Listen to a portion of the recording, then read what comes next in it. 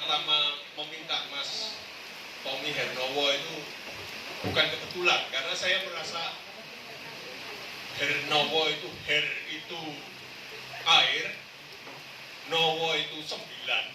Jadi memang lalu ini air yang menyempurnakan.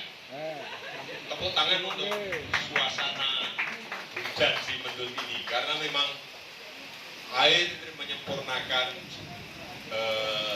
peluncuran program terminal Mendut ya. Baik ya.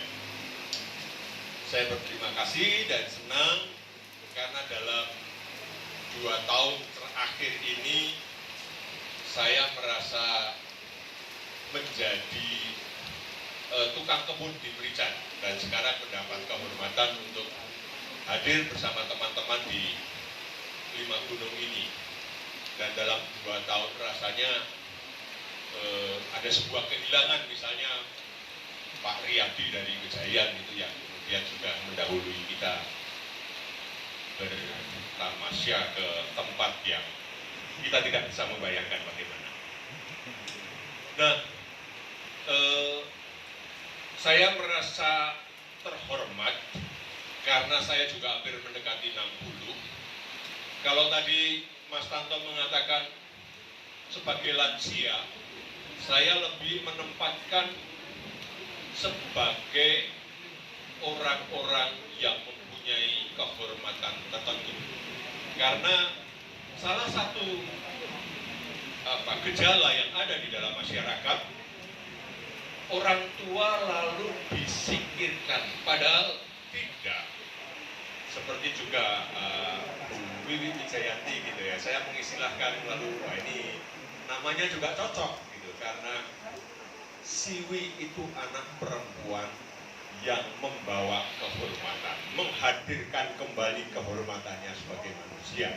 Nah, kita sebagai orang-orang yang tadi diistilahkan oleh Mas Tanto sebagai lansia, saya tidak mengatakan sepakat dengan kata itu, karena justru saya akan menempatkan diri kita sebagai orang-orang yang masih mempunyai tanggung jawab untuk mendidik. Ada satu hal yang menguntungkan tempat ini, Mendut menjadi bagian dari salah satu kompleks Borobudur, Pawon, dan Mendut. Tetapi jangan lupa, sebelum Borobudur dan Pawon dan Mendut, di pinggir Kali Kerasak itu ada satu desa Canggal di Gunung Wukir. Jadi ini juga kesempatan bagian dari 5 gunung untuk menempatkan Gunung Wukir di dalamnya. Karena di Gunung Wukir itu ada satu prasasti yang saya merasa dan mengikuti pendapat Profesor Purbo Caroko, itu adalah prasasti paling tua di Nusantara yang menggunakan Condro Sengkolo. Ini sesuatu yang menarik. Mengapa menarik? Karena ketika orang bisa membuat Condro Sengkolo, menempatkan tahun dengan sebuah sandi, lalu itu diungkapkan secara terbalik menggunakan teori cermin, artinya pada masa itu, pada pertengahan abad ke-7 tahun Saka atau pada pertengahan abad ke-8 tahun Masehi, para pendahulu, para nenek moyang, para leluhur kita sudah mulai berpikir, dan berpikirnya adalah berpikir dengan cara simbolik. Itu salah satu kekhasan dari bangsa Nusantara ini, karena oleh kaum penjajah dikatakan bahwa bangsa Nusantara ini bukan bangsa yang berpikir bijak. Justru bangsa Nusantara ini sudah memperlihatkan peradaban berpikirnya pada pertengahan abad ke-7. Dan kebetulan 2-3 hari yang lalu itu kan Hari Purbakala. Dan di dalam prasasti Canggal di Gunung Wukir itu tertulis sebuah condro sengkolo yang bunyinya adalah Sruti Indriya Rasa. Orang-orang di kalangan purbakala akan menempatkan Sruti Indriya Rasa itu dengan angka tahun 654 Syaka. Sruti itu 4, Indriya itu 5, Rasa itu 6. Jadi 654 ditulis dalam rumusan 456. Jadi itu menggunakan teori cermin. Lihat betapa ini sudah satu proses tersendiri bagaimana cara berpikir simbolik itu dihadirkan. Yang kedua, di dalam istilah Sruti Indriya Rasa yang secara numerik menunjuk 456, tetapi di dalam pemaknaan lalu akan memperlihatkan sesuatu yang berbeda. Karena Sruti itu istilah yang menunjuk pada kitab atau ajaran yang sudah dibaca. Dalam jajarannya adalah Smriti. Ada Smriti, teks kitab seperti apa adanya, lalu ada Sruti. Sruti adalah teks yang sudah dibaca, sudah diinterpretasikan secara modern. Mungkin juga ada namanya artis dari Solo itu Mbak Sruti Respati gitu ya. Nah, ini satu hal untuk menempatkan Sruti. Indriya sebagaimana halnya juga bagian dari kemampuan daya-daya yang kita miliki itu adalah panca indera. Tetapi di dalam wilayah peradaban, indriya itu adalah ilmu-ilmu yang didasarkan pada indrawi. Maka ada sejarah, ada sastra, ada filsafat, ada psikologi, ada sosiologi, ada antropologi. Itu adalah wilayah-wilayah indriya.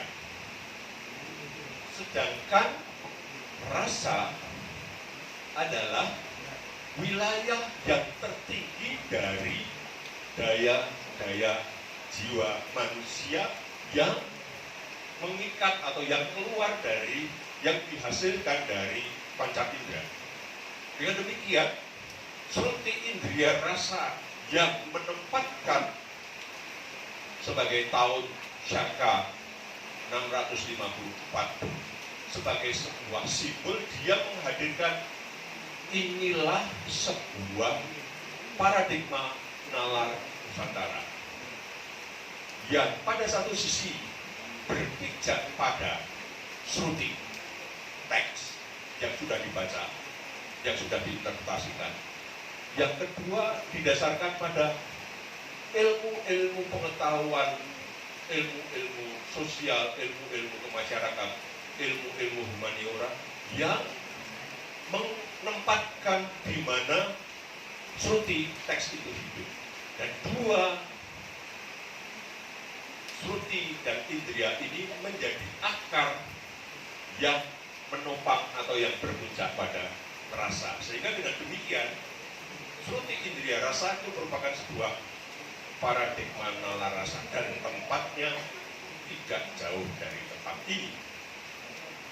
Sudah berlangsung sejak abad ke-7 Syaka atau abad 8. Jadi 13 abad yang lalu. Kalau sekarang para tua-tua yang hadir di sini itu secara terhormat menempatkan diri, Anda sekalian, Mas Andre dari Bukit Menoreh, Mas Memet dari Madura, Mas Tanto mewakili komunitas Lima Gunung, dan saya dari Jogja. Lalu juga saya membawa sebuah ikat kepala beserta ini pemberian dari sahabat-sahabat saya dari Gunung Tengger, bagian dari tradisi peradaban Singasari. Dengan demikian kehadiran kita bersama di sini sungguh merupakan sebuah kehadiran yang bukan lansia, tetapi kehadiran sebagai orang-orang yang secara terhormat menempatkan diri sebagai pendidik untuk katanya Indra yang biasanya memegang kamera untuk Kompas, Endah yang biasanya mengkoordinir teman-teman di sini pada generasi milenial. Dengan demikian ada dua generasi, 2, 3, 4 generasi yang bertemu, yang kemudian menghadirkan diri sebagai sebuah komunitas yang menghidupi sebuah kesetiaan pada tradisi yang dihadirkan secara kreatif.